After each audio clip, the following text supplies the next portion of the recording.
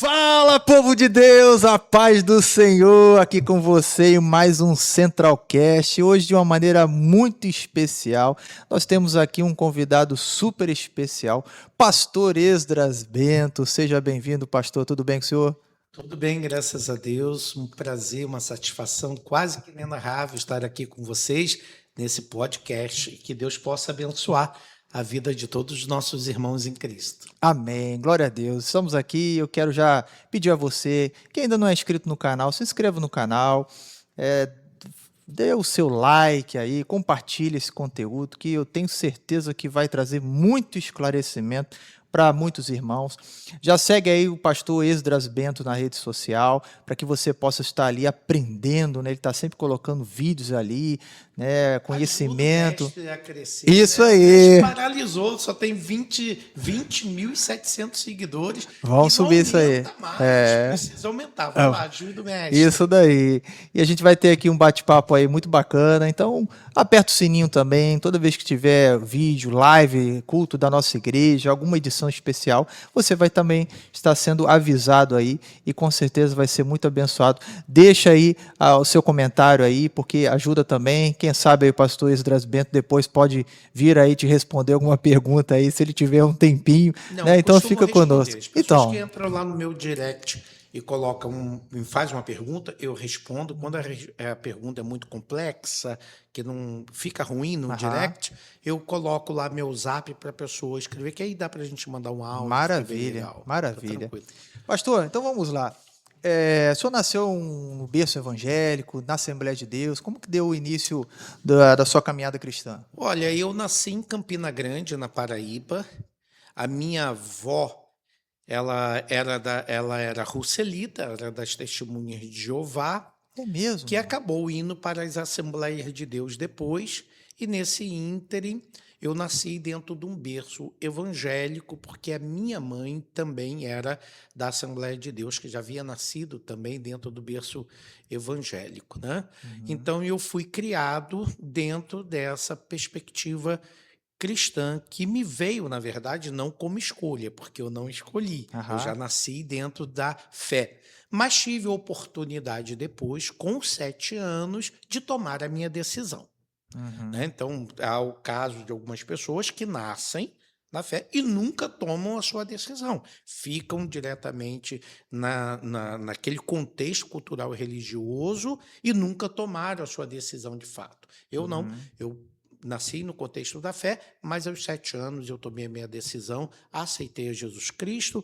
Com 8 anos, em 8 de novembro de 1978, eu fui batizado no Espírito Santo, com evidência de falar em outras línguas, e já com essa idade eu já comecei a pregar. Eita, Eu nós. já comecei a pregar nos cultos infantis, era chamado para pregar nos círculos de oração, nos Que cultos legal. de libertação.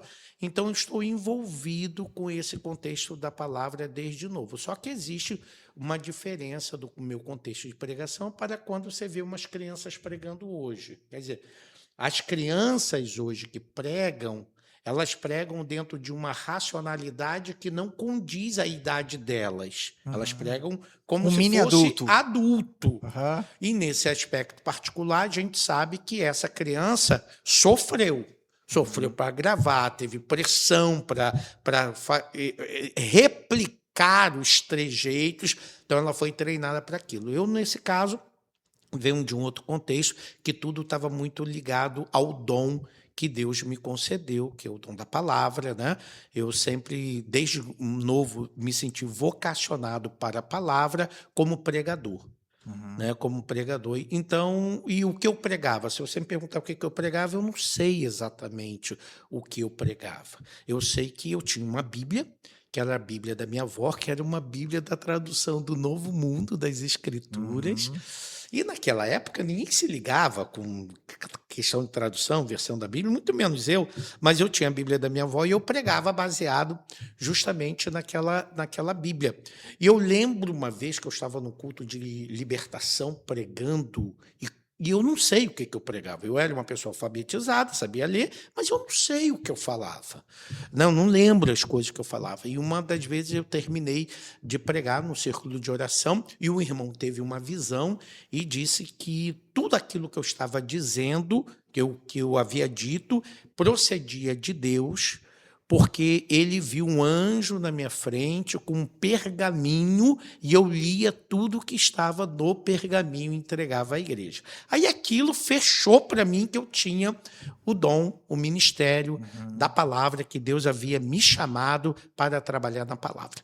E aí, isso daí, quer dizer, eu já com 7 anos, que eu tomei a decisão de servir a Jesus com 7 anos, levantei a mão na igreja, fui, apesar de ter vindo de uma família cristã, e com 15 anos que eu me batizei nas águas, em 7 de setembro de 1985, porque naquela época só batizava as pessoas a partir de 15 anos, né? Então, em 1985, 7 de setembro, eu fui batizado nas águas e comecei a desempenhar minhas atividades na igreja. Em primeiro lugar, ainda com 16 anos, eu me tornei professor de adolescente, mesmo sendo um adolescente. Na escola bíblica dominical. Na escola bíblica dominical. Entrei para fazer o curso básico em teologia, que era 3 vezes por semana num seminário próximo à minha residência lá em Belfor Roxo, eu ficava num bairro vizinho, que era o IBADESC, o Instituto Bíblico das Assembleias de Deus do Rio de Janeiro, que era o pastor Germano, ainda continua o diretor, e eu, a partir dali, comecei a estudar a Sagrada Escritura com mais afinco. Me tornei líder de adolescentes, sendo jovem, depois me tornei líder da juventude, e sempre trabalhando muito com evangelismo. Até que aos 18 anos eu fui fazer o bacharelado em teologia no IBP, que era o Instituto Bíblico Pentecostal, em 1989. Eu fui fazer o bacharelado em teologia. Naquela época, o curso de bacharelado em teologia era livre, né?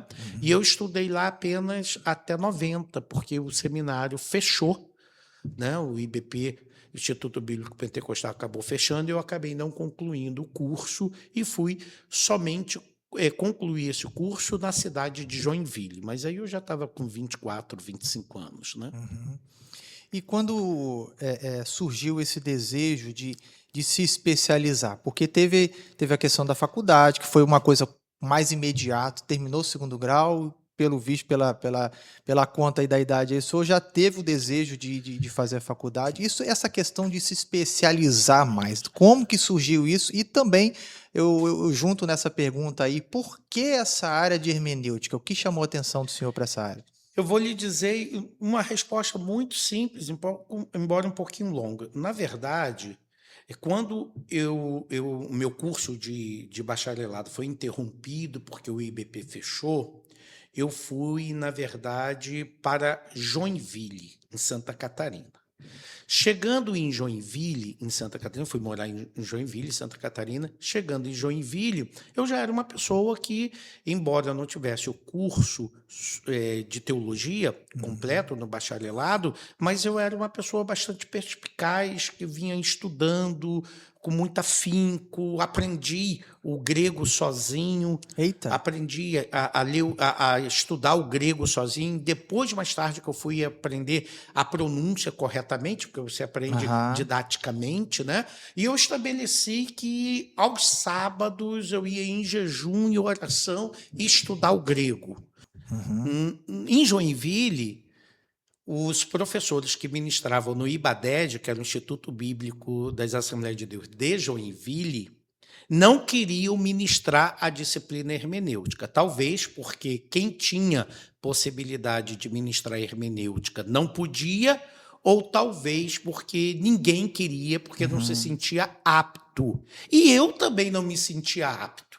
Na ocasião, eu trabalhava na Secretaria de Missões, Siloé, que ainda existe em Joinville, deve ter pelo menos aí uns 300 missionários no Brasil, no mundo inteiro, e eu trabalhava nessa Secretaria de Missões juntamente com o pastor Joel Montanha. E, nesse caso, portanto, apareceu essa oportunidade e eu queria dar aula no seminário. Então, como apareceu essa disciplina e ninguém queria, eu aceitei. Mas só que eu também não havia aprendido hermenêutica adequadamente no Instituto Bíblico Pentecostal ou em qualquer outro lugar. Então, qual foi o meu desafio? Reconhecer a necessidade de Joinville. Por quê? Porque eu percebi que em Joinville, hoje não, hoje Joinville já tem a sua faculdade de teologia, Joinville está muito bem desenvolvido na teologia, mas quando eu cheguei lá, no início da década de 90, estava muito basilar, né? Tinha outros seminários de outras igrejas, como da luterana, lá o CTO, em São Bento do Sul, o ITESC, católico.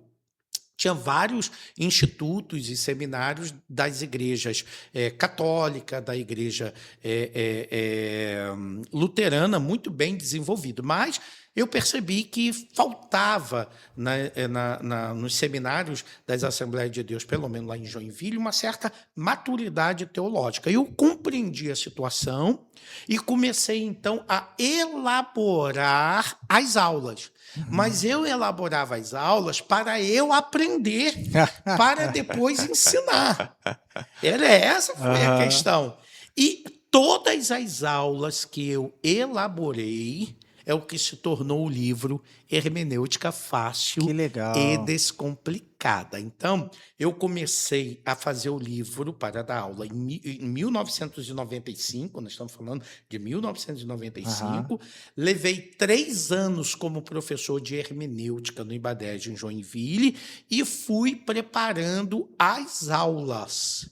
Quando chegou em 2008, o pastor Joel Montanha me deu um brinde. Qual foi o brinde? Ele disse, já que você gosta de hermenêutica, eu vou pagar para você ficar 1 mês no Centro de Estudo Teológico Luterano para estudar hermenêutica com o doutor Stephen Kirchner. Para quem não sabe, o doutor Frederick Kirchner é o atual tradutor da Nova Versão Internacional, NVT, e ele também era, na ocasião, tradutor da NVI, a Nova Versão Internacional. E aí eu fiquei 30 dias, e eu agradeço até minha esposa pela paciência, o carinho, porque eu ficava de segunda a sexta no seminário, só voltava na sexta-noite, ficava sábado e domingo em casa, e depois, 7 horas da manhã, já estava no Centro Teológico Luterano, que hoje é a Faculdade Teológica luterana, que é da MEUC. O que é MEUC? É um grupo de luteranos, mas que eles são pietistas, da linha do Philip Jacob Spener. Né? Então, quando eu fui estudar hermenêutica e exegese com eles, qual era a minha proposta? Saber, como eu nunca tinha estudado hermenêutica eficientemente como professor, sentado na cadeira ouvindo alguém, essa foi a oportunidade que eu tive de estudar durante 1 mês uma disciplina com o Dr. Stephen Frederick Kirchner. O meu objetivo era saber, com isso, se eu estava palmilhando o caminho certo. E depois que eu tive aquele impacto, foi muito positivo para mim. Por quê? Primeiro, porque eu percebi que, embora minhas pesquisas fossem autodidáticas, no entanto, eu estava no caminho certo por causa das bibliografias. As bibliografias que eu estudava, como a do Wickler, por exemplo, Hermenêutica Avançada, era um dos livros também. O do Gordon Fee, Entendes o que Lês, era um dos livros que eram basilares da bibliografia desse curso. E aí, o bom disso é que eu comecei a ter contato com os teólogos alemães. Por quê? Porque dentro do pentecostalismo, por exemplo, lá no IBP e outros centros de instituições, até mesmo Joinville, onde estava, das Assembleias de Deus, não se usava autores alemães. E lá eu comecei, então, a entrar em contato com as obras de Calbart, Rudolfo Bultmann, Leonardo Kuypers, Borkmann, Gerhard Evelyn. Então, comecei a expandir Heidegger, Gadamer, porque o Bultmann usava muito a filosofia de Heidegger. Então, comecei a a ir para outros campos. E isso era um seminário luterano. E eu comecei, então, a abranger. E aí fiz uma revisão no meu livro Hermenêutica Fácil e Complicada. Os irmãos que adquiriram vão ver que, às vezes, eu faço citação de Bultmann, faço citação de Barth, faço citação de Heidegger, porque isso já é um acréscimo que eu fiz posteriormente, depois do curso, né, que eu tive lá com os luteranos. E aprendi grego, depois me aperfeiçoei em grego com eles, já que eu já sabia, porque eu já lia, já tinha um certo conhecimento autodidático, e lá eu aprendi a corrigir pronúncia, né, porque aquela questão do autodidata, não sabe, por exemplo, aí eu aprendi a falar em arque, em rologos, por exemplo. E lá eu aprendi a forma erasmiana reconstruída, que a gente não fala arque, a gente fala arre, em arre, em rologos. Cai rologos em prostão theon. É mais rápido, eu que estou falando devagar. Cai rologos em prostão theon, cai theos em rologos. Então, essa função aqui do ri em arre, em vez de em arque, é como o nosso ouvinte tivesse em psique. A gente pronunciaria lá corretamente, nessa pronúncia, psique, e não psique.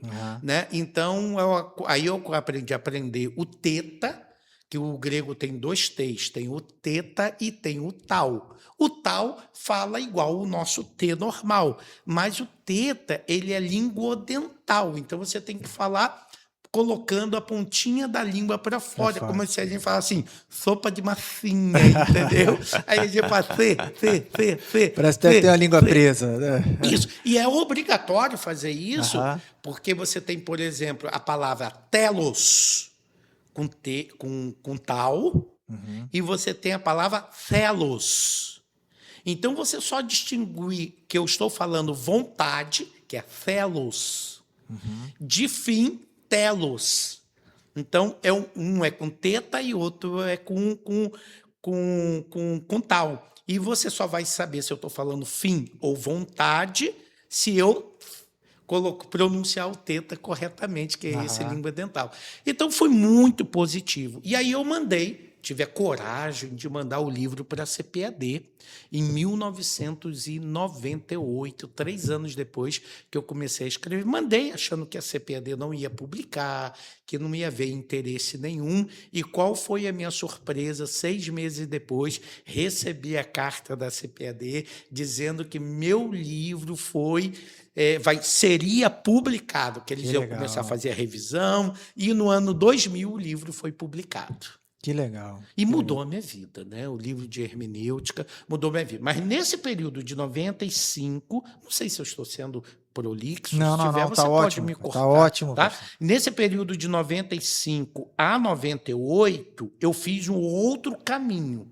Fui aprender a língua alemã, para poder saber pronunciar os nomes próprios alemães e também os termos técnicos da hermenêutica. Porque quando você vai estudar a hermenêutica, a hermenêutica é uma criação protestante, da maneira como nós conhecemos hoje. E ela é uma produção protestante alemã. Então, você tem a primeira obra de hermenêutica que recebeu o nome de hermenêutica, que foi feita em 1782, que era obra do pastor alemão Dannhauer. Então, tinha muito, Fritz Schleiermacher, Dannhauer, Wilhelm Dilthey, Heidegger, Gadamer. Eu falei, não, tem que aprender a pronunciar corretamente, ou mesmo que eu não pronunciasse corretamente o alemão, mas pelo menos eu chegasse um pouco mais próximo da pronúncia correta, porque eu tinha que aprender a falar Geisteswissenschaften, que é a hermenêutica como teoria das ciências humanas, né? Então, aí eu fui aprender um pouquinho de alemão para poder fazer isso, e aí eu fui fazer um curso numa universidade, um curso livre, né, na Universidade de Joinville, que era chamada Univille, com o professor Alexandre Carrasco, que era mestre em filosofia pela USP e foi orientando da Marilena Chauí. E eu fiquei impressionado, que ele era um garoto de 24 anos, e eu fiquei impressionado pelo fato dele dizer que era crente, porque ele se converteu lendo as Confissões de Agostinho. Eita. E aí, essa aproximação, né, com ele, eu perguntei para ele que, claro, para ele poder me orientar, que ele era filósofo e tal, e que eu me interessava por hermenêutica e se ele poderia me orientar sobre obras que eu pudesse compreender hermenêutica. E ele disse para mim, Esdras, se você não leu Ser e Tempo de Heidegger, você ainda não está habilitado para hermenêutica. Se você não leu Verdade e Método de Gadamer, você também não está habilitado para hermenêutica. Aí, ali em 96, 97... Meu Deus, eu comecei a ler hermenêutica filosófica, mas caí para dentro. Hermenêutica filosófica, eu não entendia nada e fui lutando, fui buscando explicações.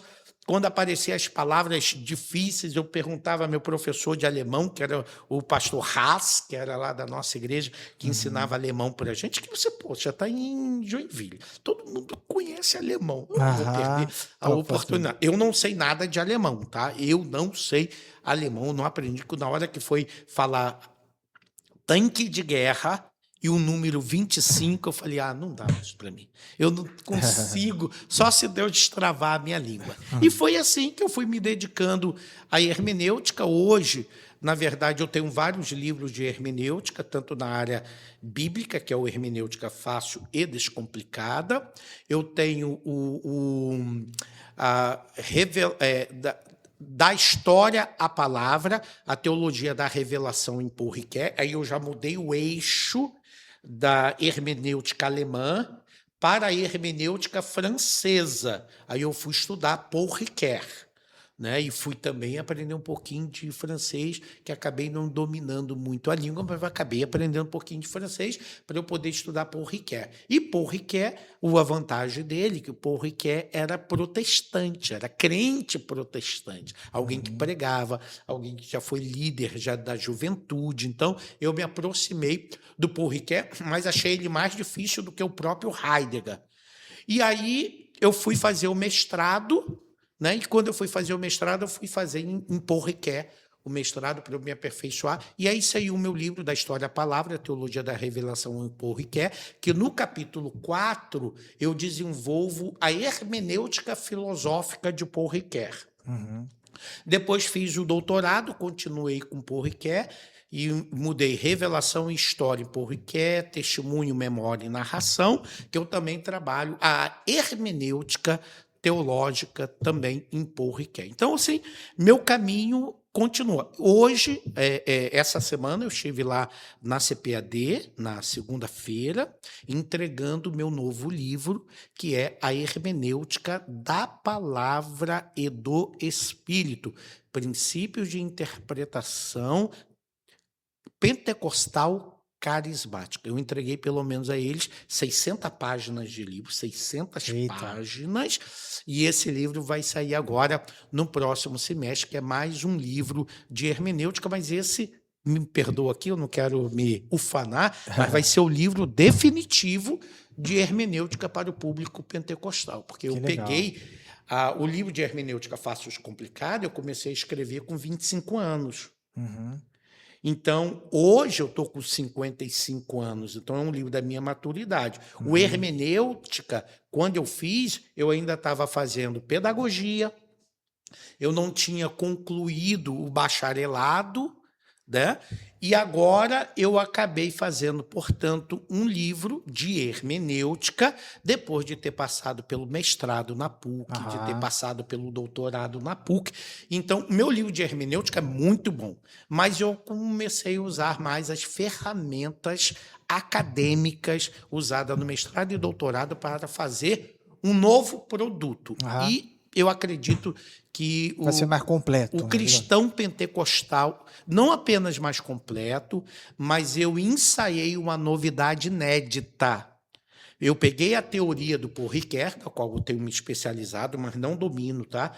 Talvez no mundo, só segundo eu ouvi da rede Ricoeur, que eu faço parte, ligado ao Fundo Ricoeur lá na França, eles costumam dizer que só há 2 especialistas de Paul Ricoeur no mundo, que são aquelas pessoas que o que você perguntar de Paul Ricoeur, elas sabem. Eu não sei de tudo de Paul Ricoeur. Eu venho me especializando em Paul Ricoeur na área da teologia, né? E aí, eu peguei a teoria do Paul Ricoeur, do tempo e narrativa, que são 3 volumes, que dão mais de 1000 páginas, onde o Paul Ricoeur fala sobre tempo e narrativa, sobre literatura, mimesis 1, mimesis 2, mimesis 3. Eu comprei aquela ideia da teoria ricoeuriana e criei uma nova metodologia que é chamada Mundo do Texto. E aí eu criei, nesse livro aí que vai ser lançado, o mundo no texto, o mundo do texto, o mundo atrás do texto, o mundo à frente do texto e o mundo do Espírito Santo, no texto. Eita. É uma perspectiva desse quinto aqui, uma perspectiva pentecostal, onde eu mostro como o Espírito Santo está presente na Sagrada Escritura. Que legal, que legal. Essa é uma perspectiva nova. É. Não existe no Brasil. Que legal. Vendo assim o senhor falar aí dessa questão, e inclusive o senhor ministrou no seminário aqui, falou os tipos no primeiro dia da hermenêutica.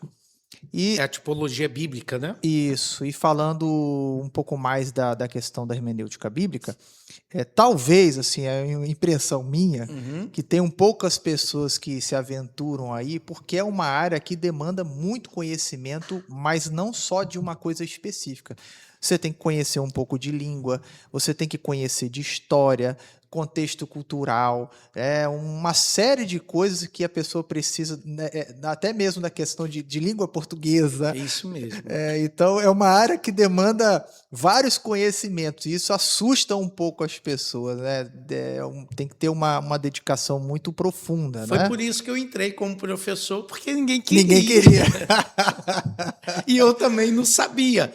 Mas o bom do Tupiniquim, o bom da pessoa que tem consciência da sua vocação. E aqui uma mensagem para os jovens, para os nossos irmãos e irmãs, que têm consciência da sua vocação. A porta vai abrir, a porta abre. Você sabe que tem vocação para o ministério da palavra ou em qualquer área da tua vida. Você percebe que muitas pessoas têm medo de entrar naquela porta que se abriu, porque não se consideram capazes, porque acham que não conhecem. Eu também não. Eu me considerava capaz, embora eu não conhecesse. Mas o que eu fiz? Entendi que aquela porta que ninguém queria entrar era a porta que Deus estava abrindo para mim. Ninguém quis entrar pelaquela porta, só ficou eu. E eu entendi, Deus quer que eu entre nessa porta. Entrei por essa porta. Então você imagina um garoto com 25 anos, um rapaz com 25 anos, escrever um livro sem ter padrinho importante, né? Não tinha pai pastor, que meus pais não permaneceram na igreja, se desviaram. Eu não tinha pai pastor, eu não tinha ninguém que falasse por mim. Eu não era importante, não era filho de pastor, não era nada. E escrever um livro e mandar para uma editora como a CPAD e eu sem credenciais. Eu não era bacharel em teologia, eu não era ainda pedagogo, eu não era nada, eu só era um cara estudioso. E a CPAD aceitou publicar o meu livro. Foi publicado em 2000. Quantos anos nós temos esse livro? 26 anos. E o livro é campeão de venda na CPAD. Você sabe que isso é uma grande vitória, pastor. Por quê? Porque um livro de um brasileiro está 26 anos no mercado, isso é bênção de Deus. Sim, é verdade. 26 anos no mercado e a CPAD imprime todo ano. E infelizmente tem pessoas aí, estou falando no cenário gospel, vou botar assim, não quero dizer nem denominação, mas que tem certa influência em redes sociais e tudo mais, que tem a coragem de dizer que a Assembleia de Deus peca na questão da educação. a Olha, questão do isso ensino. é. A gente sabe que existem algumas denominações que existe uma exigência, ou pré-requisitos mais robustos, digamos assim, para a Exato. pessoa ser consagrada. E eu vejo, talvez com um ponto negativo, mas também com um ponto positivo da nossa denominação, analfabeto alcançar um nível, digamos assim, alto dentro de uma igreja, né? Exatamente. Mas isso não quer dizer que a nossa denominação não valorize a educação, o ensino, né? E o É, senhor, com todo esse histórico que acabou de mostrar, é uma prova viva disso, né? é. Que a denominação valorizou o seu potencial, o seu conhecimento e abriu as portas, né? Não, na verdade, eu entendo, em primeiro lugar, quando as pessoas fazem uma crítica aos pentecostais, dizendo que nós não temos teólogos e não temos teologia e não somos voltados para a educação. Eu entendo inicialmente o que eles querem dizer. Por quê? Porque nós somos uma denominação nova. Uhum. Nós completamos 100 anos há pouco tempo. E quando você vai olhar para uma denominação histórica, como a presbiteriana, como os Pode batistas, trazer. eles vêm de um contexto muito anterior ao nosso e de uma visão muito maior do que a nossa. Uhum. Por exemplo, os batistas vieram para o Brasil, vieram e trouxeram juntamente a escola. Os presbiterianos chegaram aqui no Brasil e trouxeram também juntamente a escola. Uhum. Os luteranos vieram para o Brasil e trouxeram também a sua escola. Uhum. Então, você já tem É muito diferente uma da nossa. linha histórica deles Aham. que vem da Europa, que Mais é sólida, diferente. mais consolidada. Nós não. A nossa denominação, ela vem do século XIX. Uhum. A nossa denominação vem dentro dessa linha. Chegou-se aqui em 1911. Então, nós estamos falando, na verdade, de uma denominação nova que muito valorizou a ação do Espírito Santo sobre o indivíduo e não particularmente sobre a formação dele. Por isso que até hoje ninguém se torna pastor na Assembleia de Deus por ter bacharelado em teologia, como, por exemplo, na Igreja Presbiteriana, na Igreja Batista, é condicivo sine qua non que o indivíduo que queira o pastorado tenha passado pela cátedra da teologia. A gente não. A gente considera que é o Espírito Santo que levanta e capacita o indivíduo para o trabalho ministerial. Só que depois de 100 anos da igreja, essa realidade vem mudando. Sim. Então, hoje eu não sou o único doutor ou o primeiro doutor em teologia dentro das Assembleias de Deus. A Assembleia de Deus tem uma penca de doutores, uma penca de mestres. Lá na faculdade onde que eu ministro, todos os nossos 22 professores são doutores em teologia. Então, e eu estou falando de pessoas das Assembleias de Deus. Então, hoje, nós já não somos mais aquele grupo de pessoas sem formação. Então, quando você ouve hoje um personagem das igrejas históricas dizendo que nós não temos teologia, que nós não gostamos de teologia, que nós não produzimos teologia, pode ser duas coisas. A primeira, ignorância. Ignorância em que sentido? Ele está falando de uma coisa desatualizada e não pesquisou o que está sendo feito hoje. Ou pode ser por maldade. Ele sabe que já não é mais assim, mas quer espetar. Mas quer, no entanto, provocar. Não, ele quer provocar por quê? Porque ele sabe que nós, pentecostais, temos uma dinâmica eclesiástica diferente. A gente atribui ao Espírito Santo o centro do movimento pentecostal. Sim. E isso se distingue de algumas igrejas, por quê? Porque algumas igrejas têm uma boa teologia do Espírito Santo. Várias igrejas históricas têm uma boa teologia do Espírito Santo e grandes manuais sobre pneumagiologia São produzidos ou foram produzidos tradicionalmente por essas igrejas históricas.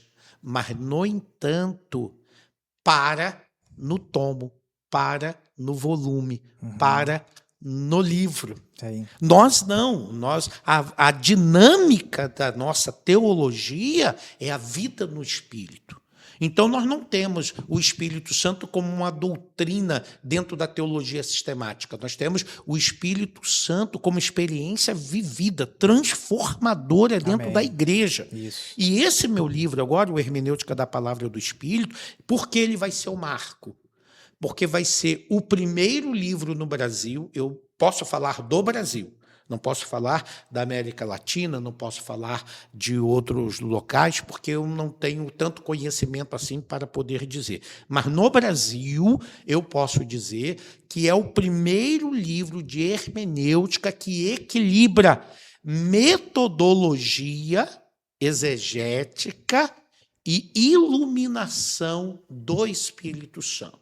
Maravilha. Então, eu trabalho a exegese clássica, que é o método histórico-gramatical, que é definido pelo Conselho de Doutrina e Apologética da CGADB, que é o nosso método hermenêutico, ele é histórico, ele é gramatical e orientado pelo Espírito Santo.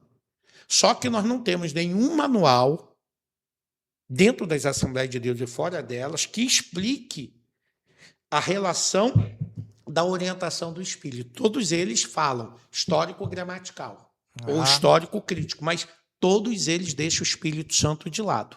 E nessa minha obra, o Espírito Santo é o centro da hermenêutica. Isso é um perigo muito grande, né? Mas as pessoas que forem ler vão perceber que o que nós estamos, que a gente não pode descentralizar a hermenêutica do Espírito Santo. Foi aquilo que o César Moisés fez, o pastor César Moisés, um amigo meu, escreveu uma teologia sistemática pentecostal carismática, que ele falou sobre todas as doutrinas da teologia sistemática a partir da perspectiva do Espírito Santo.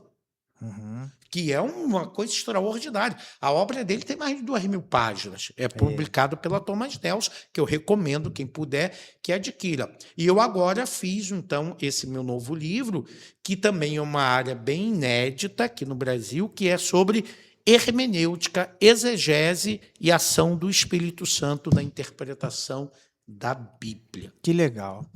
Pastor, eu até peguei, a gente poderia estar batendo papo muito mais tempo aí, mas eu preciso liberar o pastor, né? Ele está aí nessa tarefa aí, ministrando seminário na nossa igreja por 3 dias, e daqui a pouco a gente está gravando aqui no último dia dele estar aqui conosco, e daqui a pouco ele tem que se preparar para estar ministrando, mas... E hoje vai ser intenso, hein? Hoje vai ser bom, né? Hoje, não, foi todos os dias, Sim, mas sim. hoje vai ser intenso, porque eu tenho muita coisa com 1h30 só para dar aula. Então vou ter que correr bastante. Ô, Marcão, vai ter outras oportunidades, em nome de Jesus. Mas eu fico imaginando, pastor, especialista nessa área, e o pessoal vindo até ele, pastor, e o texto tal? O que o senhor acha do texto tal? Muito comum. Então, é desafiador. Imagina no final das ministrações, pelas igrejas onde o senhor passa, tem sempre esse tipo de perguntinha. E se me permite, é muito interessante isso, porque, às vezes, um crente, um irmão, ele me apresenta um problema que eu mesmo também não havia percebido. Ele percebeu e eu não. E, às vezes, eu não sei responder para ele, porque o que ele percebeu, para mim, a novidade. Eu disse, irmão, eu não vi isso, eu tenho que ver.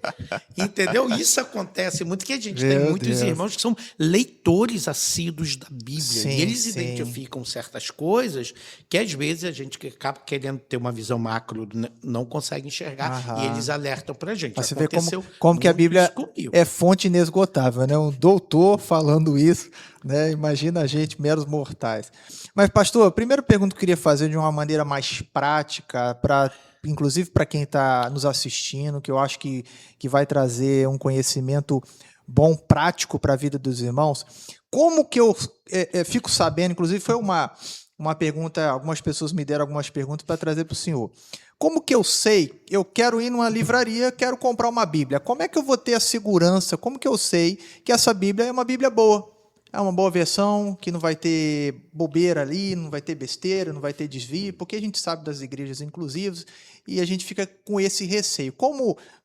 Explica aí pra gente aí como seria uma forma boa para a gente adquirir uma Bíblia. Então, eu posso dizer para você e garantir isso, que na maioria das livrarias você encontra uma diversidade de versão bíblica e a maioria delas, ou todas elas, são boas. Por quê? O que acontece? As Bíblias de edição reformadas e protestantes, elas são produzidas, por exemplo, pela Sociedade Bíblica do Brasil, aqui no Brasil. Vamos falar da Sociedade Bíblica do Brasil. Qualquer Bíblia da Sociedade Bíblica do Brasil, você sabe que você está comprando uma obra de extrema qualidade. Uma obra... E isso vem na capa, isso vem Vem escrito Sociedade Bíblica do Brasil. Então, você viu Sociedade Bíblica do Brasil, viu o selo da CPAD, viu o selo, por exemplo, da Casa Presbiteriana, você viu o selo da Batista, você sabe que você está lidando com obras confiáveis. Esse é o primeiro ponto. Também tem as Bíblias de edição católica, que aí o cristão precisa tomar determinados cuidados. Por quê? Porque tem determinadas versões da Igreja Católica que cometem alguns desvios na tradução. E eu vou falar aqui com muito respeito e cuidado. Por exemplo, tem traduções da Igreja Católica que é onde diz, nas nossas Bíblias, arrependei-vos, ela diz, fazei penitência. Que é coisa diferente. Então, tem algumas perspectivas que tem que observar, como na tradução do Novo Mundo das Escrituras, no princípio era o Verbo, e o Verbo era um Deus. Então, tem alguns tipos de traduções católicas que, às vezes, também trazem essa perspectiva da sua própria denominação. Mas tem outras Bíblias católicas que são excelentes na sua tradução, como a Bíblia Peregrino, que é uma Bíblia do biblista Alonso Schockel. Tem uma diversidade de Bíblias. Então, em primeiro lugar, você compra uma Bíblia da sua confissão de fé. Sim. Esse é o ponto. Viu o selo da SBB, viu o selo da CPAD, então viu o selo da imprensa bíblica brasileira, viu o selo da Trinitariana. Então, você já sabe que você está lidando com texto de boa qualidade. Maravilha. Pastor, mais uma pergunta aqui.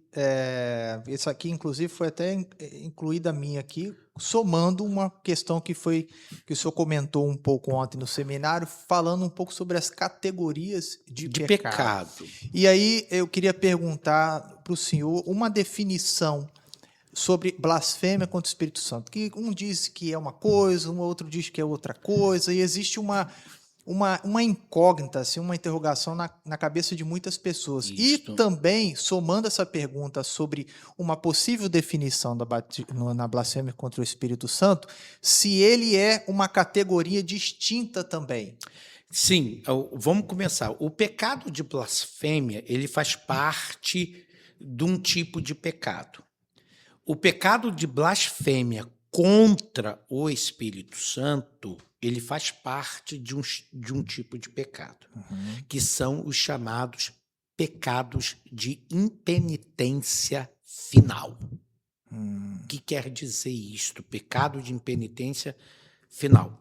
Você lê o escritor aos Hebreus e ele fala do pecado de apostasia. O pecado de apostasia, o que seria apostasia para o nosso ouvinte entender? Seria você professar a fé cristã, abandonar a fé cristã e atacar a fé cristã. Faz parte, você sai da fé cristã, começa a professar um outro tipo de fé e nega toda aquela fé anterior que você teve e fala contra ela. Isso é um pecado de apostasia. Esse pecado, ele é um pecado paulatino. E ele é diferente da heresia, que é um pecado que está nessa categoria. Porque você, uma pessoa que comete heresia, isso não é um pecado de impenitência, porque o herético pode ser convencido da verdade e voltar. Uhum. O apóstata, ele não volta. Ele não volta. Então, é um tipo de pecado que se chama de impenitência final, porque ele não encontra arrependimento. Então, dentro dessa categoria da blasfêmia contra o Espírito, está esse pecado de apostasia também. O pecado de blasfêmia contra o Espírito Santo, dentro da perspectiva do Novo Testamento, é você reconhecer uma obra, um milagre, uma atividade como sendo obra de Deus ou do Espírito, e você, movido por inveja, orgulho, atribuir aquela ação de Deus como obra do diabo. É o que está exatamente no texto contexto ali, né? Não, e o mais interessante no contexto de Lucas é a figura de linguagem que Lucas usa para fazer isso, que é uma sinédoque. Por quê? Quando Jesus cita essa passagem em Mateus e Lucas, por exemplo, Lucas é o único texto que diz o seguinte: se eu expulso os demônios... Por Beelzebul, né? Não, ele era acusado de expulsar por Beelzebul, mas ele diz, se eu expulso os demônios pelo dedo de Deus... Pô, mas você sabe que está sendo falado sobre o Espírito Santo. Sim, sim. E agora Jesus chama o Espírito Santo de dedo de Deus, é uma sínédoque. Então, o que isso quer dizer? Na Bíblia, algumas vezes se fala do dedo de Deus. Na entrega da tábua da lei, que foi escrita pelo próprio dedo de Deus, quando o salmista diz que os céus são obras dos teus dedos. E tem um ponto importante. Numa das pragas do Egito, quando os magos imitam os milagres de Moisés, e eu vou deixar isso para o ouvinte saber qual é essa praga. Eles tentam duplicar aquela praga, fazer de novo para mostrar que eles eram capazes, e eles chegam para Faraó e dizem, isto não é outra coisa a não ser o dedo de Deus. O que ele quis dizer com isso? Que aquele milagre que eles não conseguiram imitar era inimitável porque provinha de Deus. Lucas pegou essa imagem para mostrar para os fariseus que aquilo que ele fez era inimitável e por isso era obra de Deus. Eles sabiam que era obra de Deus, mas por inveja que não queriam atribuir aquilo a Cristo para que o povo não reconhecesse a Jesus como Messias e disseram que era obra de Beelzebul. Então, o pecado de blasfêmia não é você imitar a língua estranha de alguém, não é você profetizar da carne, não é esses debochar de alguma coisa da carne. Não, o máximo que isso daí pode ser é pecado de Eusebéia, que é o pecado de impiedade, ou pecados dessa natureza de impiedade, de adquia, de injustiça. Pode ser qualquer um desses, mas não é de blasfêmia contra o Espírito Santo. É outra categoria. A blasfêmia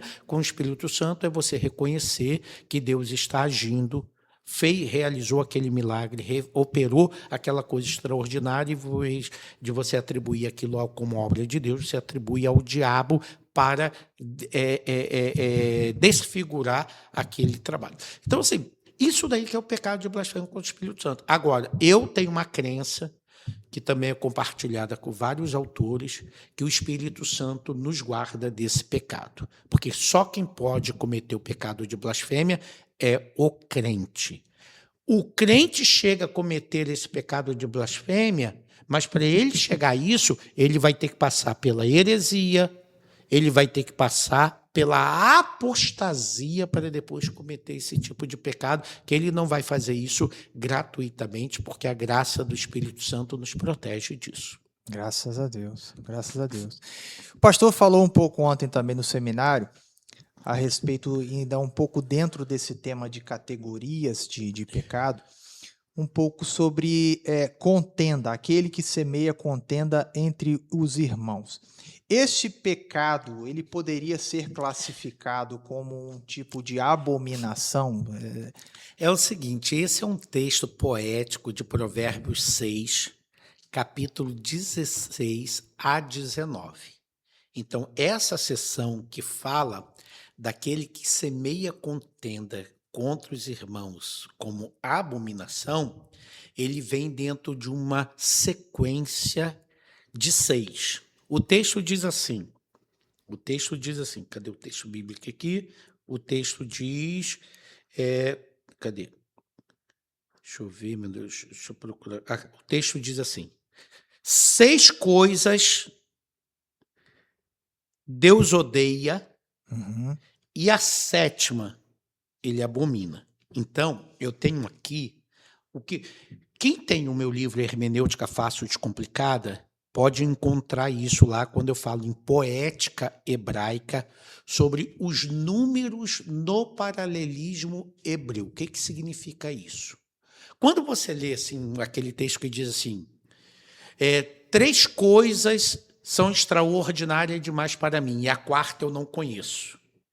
2 animais são elegantes, e o terceiro é o maior. Quando você vê essa seção 6, 7, 2, 3, isso você tem que entender o seguinte, que é uma estrutura da língua hebraica, que o 7, nesse caso aqui, ele abarca todos os 6, que o 7 é número de completude na numerologia bíblica. Então ele diz assim, 6 coisas Deus odeia, e a palavra aqui é sane, a palavra odiar. Mas o fato de a pessoa odiar não significa necessariamente que ela combate. Diz assim, estas 6 coisas aborrece o Senhor, que aqui é a palavra cena, é isso mesmo? Que é a palavra como é que se diz? Que é a palavra sene, que é a palavra paródica, eu deixei o óculos. 6 coisas o Senhor aborrece, o Senhor odeia, cena, e a 7ª, a sua alma abomina. Primeiro, olhos altivos. Segundo, língua mentirosa. Terceiro, mãos que derramam sangue, inocente. 4º, o coração que maquina maus pensamentos. 5, pés que se apressam a correr para o mal. 6º, a testemunha falsa que profere mentira. 7º, e o que semeia contenda entre os irmãos. A ideia do semear contenda, que aquele que semeia contenda, ele realiza todos os 6 pecados que estão ali. Entendi. Entendeu? Por isso que ele é colocado como o último. Porque o semear contenda é um desenvolvimento de todos os pecados anteriores. Como, por exemplo, ele é uma língua mentirosa. Ele tem olhos altivos, porque é soberbo. Ele é capaz de derramar sangue inocente. Então, os 6 pecados ali culminam no 7º, porque o 7º reúne tudo. E aí, por ele ser o 7º, ele apresenta-se como um pecado que tem uma completude. Ele é completo, aquele pecado de semear contenda com os irmãos. Não vem só o fato de você falar, vem todo um conjunto de outros pecados, pensamentos maus contra os irmãos. E aí, no caso, o texto diz que o Senhor abomina, que é a palavra toevá, né? Que é a palavra toevá, que significa detestar, abominar, mas que o termo toevá é uma categoria de pecado para falar de desvios da sexualidade humana. São pecados dentro da área sexual. Todos os pecados de toevá, na sua maioria, estão ligados especificamente ao Código de Santidade de Levítico, capítulo 16 a 24 de Levítico, principalmente o capítulo 18 de Levítico, que são ali pecados de abominação, pecados de toevá. Então, na maioria das vezes, os pecados de toevá estão ligados a áreas sexuais. E aqui a palavra toevá é empregada não para se referir a um pecado que Deus condena e está particularmente envolvido para destruí-lo, para eliminá-lo. Que os pecados de toevá são os pecados de abominação, qual Deus detesta, combate e quer eliminar. É a razão pela qual ele manda, e é outra dificuldade do Antigo Testamento para o pensamento moderno, é entender o contexto de violência no Antigo Testamento. Isso daí é uma outra conversa. Mas aí, outro podcast. É outro podcast. Mas aí a gente pode entender o contexto de violência no Antigo Testamento dentro dos matizes culturais de lá. Então, esse pecado que está aqui, a palavra toevá aqui é empregada para descrever um pecado que foge à própria natureza do toevá. Tão sério que é, né? E o autor quer apresentar que esse pecado ele é tão detestável para Deus quanto o pecado de zoofilia, por exemplo. Está dando para entender? Ele colocou a contenda dentro dessa categoria, e aquele que contenda, ele reúne todos esses 6 pecados anteriores. Pastor, a gente precisa liberar o pastor, irmãos. Dá vontade de sair fazendo várias perguntas aqui, mas a gente não tem tanto tempo aí. Quem sabe na próxima a gente faz um episódio número 2. Mas falando, por exemplo, sobre textos complexos, porque eu sei que até mesmo para um doutor, e não duvidando da sua capacidade, do seu gabarito, porque a Bíblia, aquilo que o indivíduo ele precisa saber é simples e fácil de até um analfabeto conseguir compreender. Mas existem alguns textos complexos, né, que demandam. E, por exemplo, um Gênesis 6 da vida, que fala dos filhos de Deus, e tem tantas teorias por aí, os gigantes, né? E o que o senhor poderia trazer para a gente um pouco de esclarecimento em um texto tão complexo como esse? Então, vamos procurar entender essa complexidade da Sagrada Escritura como uma rosa. Todo mundo gosta de rosa, todo mundo gosta do cheiro de rosa. Quase difícil você encontrar uma pessoa que não goste de uma rosa. Mas a rosa tem espinho. Mesmo os salmos que nós entoamos, que nós oramos, que nós amamos, que nós lemos, os salmos também têm seus espinhos, como, por exemplo, os salmos imprecatórios. Eu queria que se pegasse os filhos dos babilônios e tacasse a sua cabeça numa pedra. Eita, isso é um texto, mesmo um salmo, você tem ali um espinho, uma coisa difícil de você entender. E você só entende os textos complexos da Sagrada Escritura se você procurar compreender os matizes culturais daquele tempo. Então, eu diria para você, por exemplo, o Código de Hammurabi falava sobre a lei do talião, que é o olho por olho, dente por dente. O ponto positivo da lei do talião é que a lei do talião ela colocou uma medida para o juízo. Por exemplo, você lembra de Lameque, que disse que matou um homem por feri-lo, lá em Gênesis? Então, matar uma pessoa porque ela te feriu é desmedido, não é proporcional à ofensa recebida. Então, a lei do talião, ela estabeleceu, portanto, que o castigo deve condizer diretamente com uma ofensa, e não pode ser, tem que ser proporcional à ofensa. Então, a lei do talião em Moisés, ela nos ajuda a entender isso. E a lei do talião na Bíblia, olho por olho, dente por dente, que procura remediar isso, da proporcionalidade, ela tem uma diferença do Código de Hammurabi, porque o Código de Hammurabi, por exemplo, ele era seletivo. Em que sentido? O Código de Hammurabi, se o rico cometesse algum ato infame, ele não era castigado na mesma proporção que um pobre. Ele se livrava e o pobre não. E a lei de Moisés, não, a lei de Moisés, ela é proporcional, quer seja rico, quer seja pobre. Então a gente tem uma grande evolução humanística dentro do contexto do Antigo Testamento. Estou dizendo isso para lhe dizer por quê. por mais que o leitor moderno leia o texto do Antigo Testamento e o considere severo e retrógrado ao contexto presente, ele deve entender que, à época, o texto do Antigo Testamento, o texto mosaico, as leis de Moisés eram muito mais humanísticas e humanizantes do que as leis dos seus vizinhos, como no Egito, como Hammurabi e assim sucessivamente, da Mesopotâmia. Então, assim, tem um impacto. Não, mas era muito melhor. Por exemplo, é só você ler no Código de Hammurabi a lei do ordalho, que se uma mulher fosse, se o marido desconfiasse que a mulher havia traído porque ela achou-se grávida e ele tem desconfiança se o filho é dele ou não, o Código de Hammurabi mandava colocar a mulher numa corrente, acorrentá-la a mulher e jogar no rio Eufrates. E o Código de Hammurabi disse, se ela flutuar, é porque ela é inocente, se ela se afundar, é porque ela é culpada.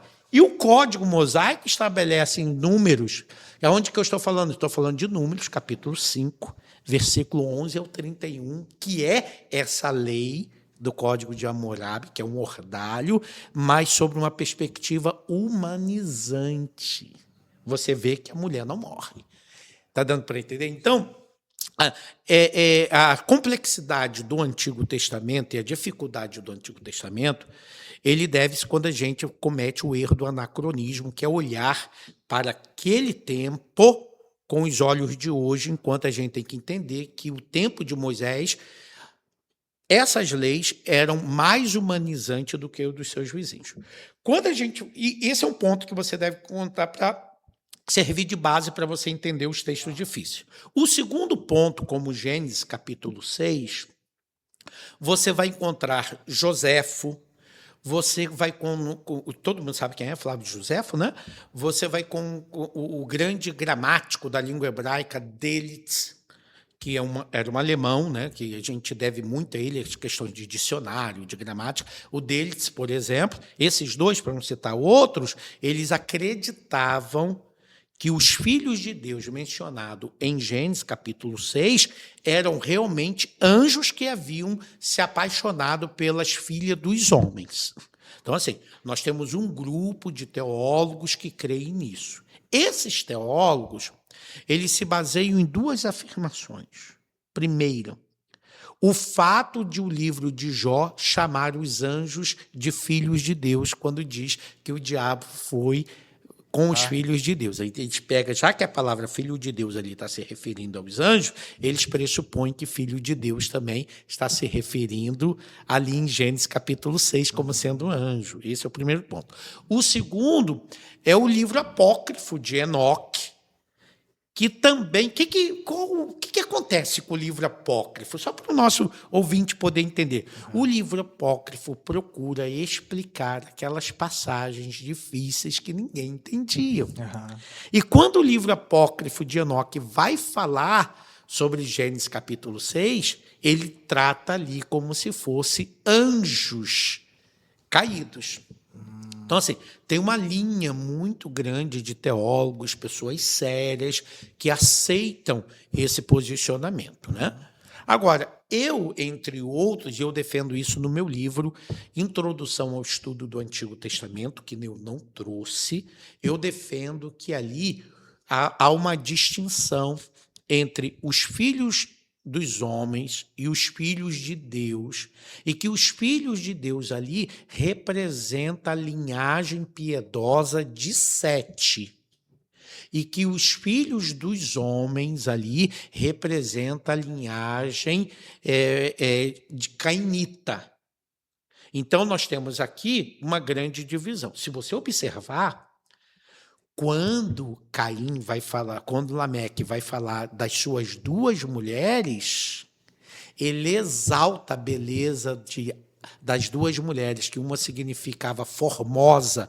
Eu não lembro mais, que a pergunta aqui, graças a Deus, eu peço até desculpa aqui os nossos... Mas é porque não é nada combinado, não, é aqui natural. Eu até peço desculpa, eu acho que era Ada, eu sei que o nome de uma significa formosa, e o outro parece que era enfeitada, e eu não lembro mais. Porque eu não lembro, né? Porque, assim, graças a Deus eu também tenho um dom do esquecimento também. Mas ele exalta a beleza dessas duas mulheres, que são as esposas de Lameque, que são as filhas, são os descendentes de Caim. E você não vê falando nada das mulheres dessa descendência piedosa de Sete. Por quê? Porque essa descendência piedosa, eles eram pastores. Você vê que o que o texto diz? Que os instrumentos musicais foram criados pelos cainitas. Que as armas de guerra foram criadas pelos cainitas.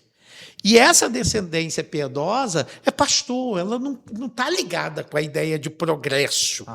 Ela está ligada particularmente com a ideia da relação com Deus, e não do progresso.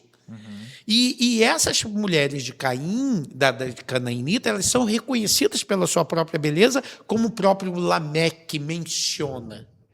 Então, o conceito, que é o que eu defendo, que os filhos de Deus ali, seja os homens da descendência piedosa de Sete, que se enamoram pelas mulheres, filhas dos homens, que são as descendentes do povo cainita. Então, esse é o meu posicionamento e um posicionamento de vários autores também. Mas tem, na verdade, aquela questão que há outros grandes teólogos de um lado defendendo. Sim. Então, por que eu acredito que não seja homem, não seja anjos? Porque é o seguinte, da relação dos filhos de Deus com as filhas dos homens, nasceram gigantes, né? Que são os gigantes que se tornaram os grandes guerreiros, os gigantes. Mais tarde, em Deuteronômio, quando se vai espiar a terra, se identificam também gigantes. Então, você tem que aceitar uma segunda queda aqui de anjos.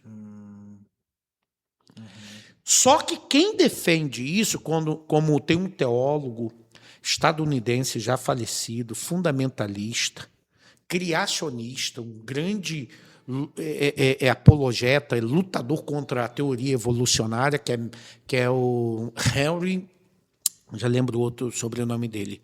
Eu editei a Bíblia dele aqui no Brasil, que ainda não foi publicada. Eu já lembro Henry. Ele, na sua Bíblia comentada, ele segue a coerência ali de que se trata, em Gênesis 6, de anjos que caem. E quando aparecem os gigantes em Deuteronômio, ele acredita que caíram de novo outros anjos.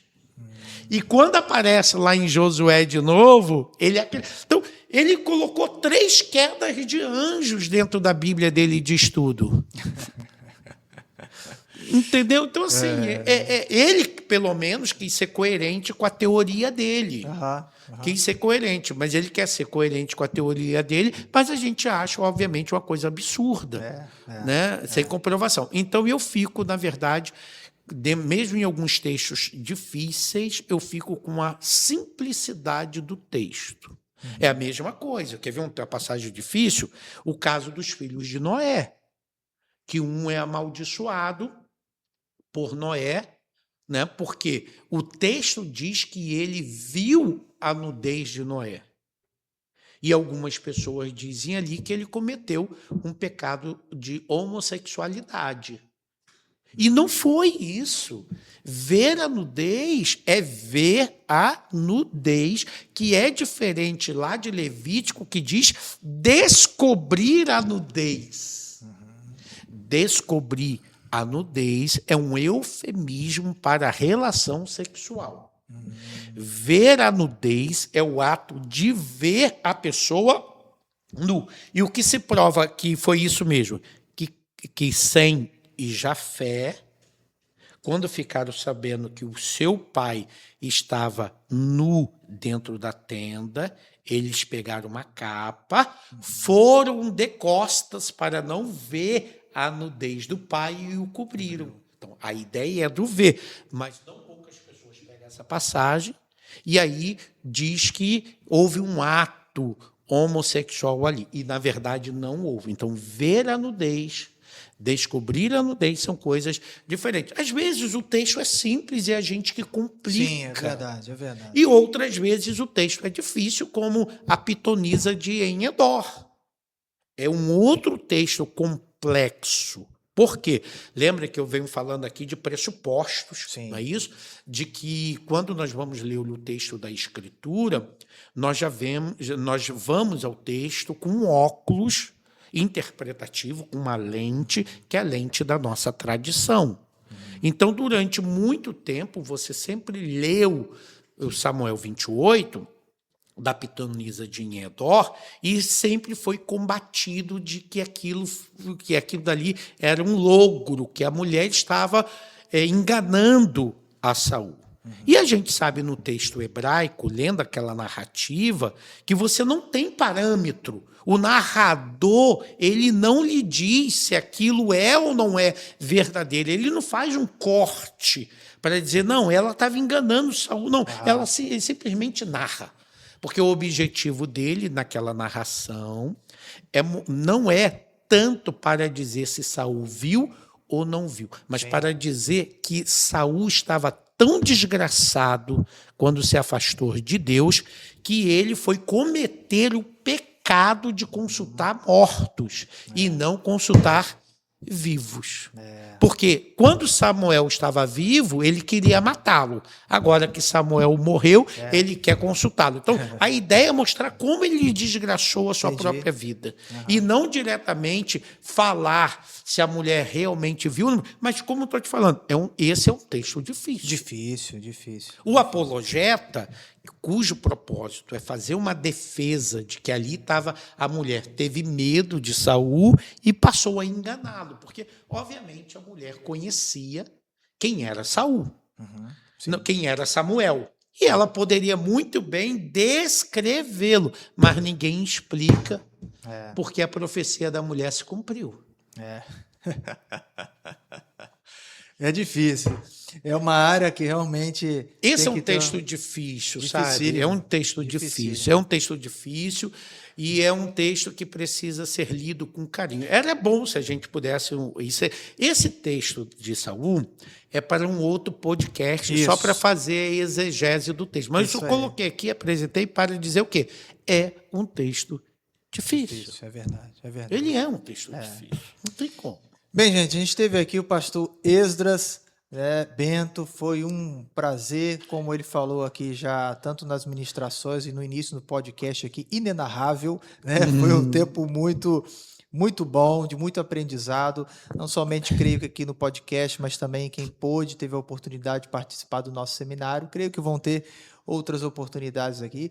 E eu quero agradecer muito, pastor. Muito obrigado pelo seu tempo, um tempo que ele estaria descansando um pouco aqui. A gente está dando um pouco de trabalho para ele. Hoje o dia foi terrível hoje. O pastor me levou para o sítio para colher laranja. Eita, maravilha! Tive que varrer. Ele descascou para o senhor? Ele descascou as laranjas, eu fui lá, varri a laranja, mas em compensação eu adquiri um filho para mim. Que bom. Que foi aquele cãozinho maravilhoso lá do sítio, que estava lá tristinho. Eu falei, pastor, me dá esse cachorrinho para mim. E como ele já pretendia doar, ele consultou se não tinha sido doado ainda e me deu, que eu já coloquei o nome dele de Sétimos. Sétimos?